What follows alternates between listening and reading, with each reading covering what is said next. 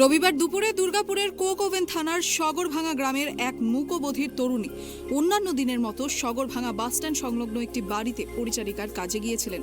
পরিবারের লোকজনের অভিযোগ, বিকেলে বাড়ি ফেরার সময় দুই প্রতিবেশী যুবক জোর করে সাইকেলে চাপিয়ে তাদের মূকবধির মেয়েকে নিউ টাউনশিপ থানার এবিএল জঙ্গলে নিয়ে যায়। খোঁজাখুঁজি শুরু হলে ওই মূকবধির মহিলার এক আত্মীয় ওই জঙ্গল দেখেন। তারপরেই যুবতীর পরিবারে খবর দেওয়া হয়। মূকবধির যুবতীর পরিবারের লোকজন এবিএল এর জঙ্গলে পৌঁছতেই দেখেন তাদের মেয়েকে টানতে টানতে নিয়ে আসছে। অভিযোগ, সেখানেই তাদের মেয়েকে ধর্ষণ করা হয়েছে। 4:30-4টার মধ্যে ঘর ঢুকে যায়। এই যে আমাদের ক্যানফিল হয় না, কানাডা ব্যাংকটা, তাঁতিন হোটেলের পাশে একটা কোয়ার্টারে কাজ করে। কালকে হঠাৎ করে বাড়ি ফিরিনি, যে আমরা দেখি 5টা-6টা বাজে বাড়ি ফিরল না মেয়ে। তখন আমরা খোঁজ খবর করি, আমি ছিলাম, আমার ছোটো সামনে ছিল আর বড় জামাইবু ছিল। তখন আমরা হঠাৎ করে দেখি, আমি তো খোঁজাখুঁজি করতে করতে আমরা কী হলো, মনটা হলো যে আমরা এই জঙ্গলটা দেখি একবার, ওই যে এবিএল জঙ্গলটা হচ্ছে ওইদিকে।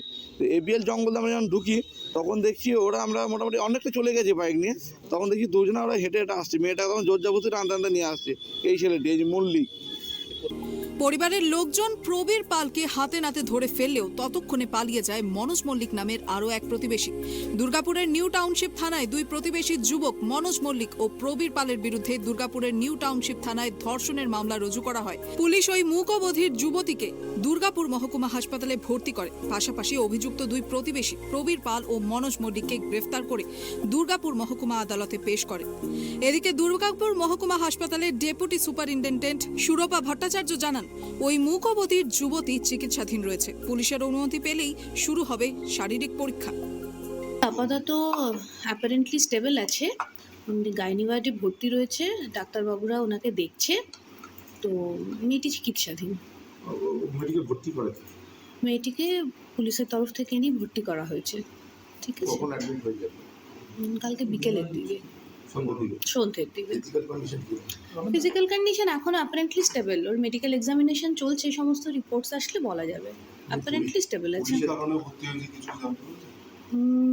সাসপেক্ট করা হচ্ছে ফিজিক্যালি অ্যাসল্ট।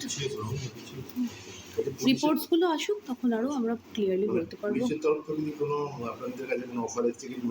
হ্যাঁ, মেডিকেল করার ব্যাপারে পুলিশের সঙ্গে আমাদের কথা হয়েছে, ওনারা একটা ইনকোয়েস্ট আমাদের জমা দেবেন। ঠিক আছে।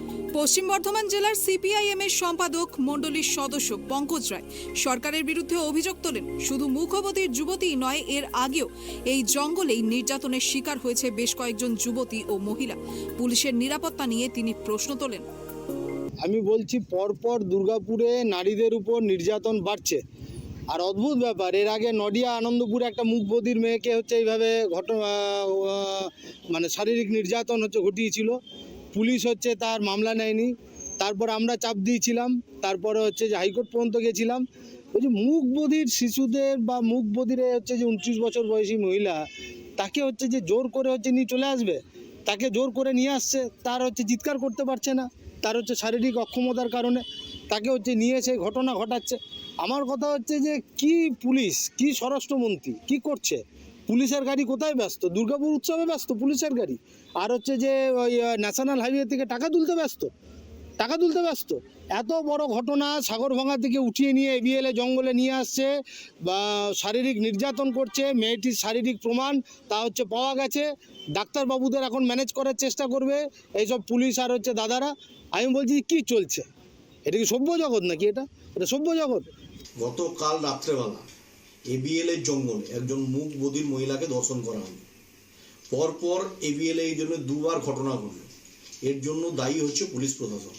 অথচ এখানকার তৃণমূল কংগ্রেসের নেতৃত্বরা দুর্গাপুর উৎসব করছেন 15 দিন ধরে, আর পুলিশ প্রশাসন সেই দুর্গাপুর উৎসব নিয়ে মাতোয়ারা, অথচ এখানে মানুষকে নিরাপত্তা দিতে ব্যর্থ। আমরা এই সরকার যে সর্বক্ষেত্রে যে ব্যর্থ, এই ধর্ষণের ঘটনা, একজন মূকবধির মহিলার ধর্ষণের ঘটনা, তা আবারও প্রমাণ করল। আমরা এই ঘটনার উপযুক্ত তদন্তের দাবি করছি, দোষীদের শাস্তির দাবি করছি। আমরা এখন থেকে সংবাদ মাধ্যমের মাধ্যমে শুনেছি 2জন গ্রেপ্তার করা হয়েছে। যাদের গ্রেপ্তার হয়েছে তারা যাতে উপযুক্ত শাস্তি পায়, এই উপযুক্ত শাস্তির দাবিতে ভারতীয় জনতা পার্টি যে আন্দোলন গড়ে তোলা দরকার, আমরা সেই আন্দোলন গড়ে তুলব দুর্গাপুরের মাটিতে।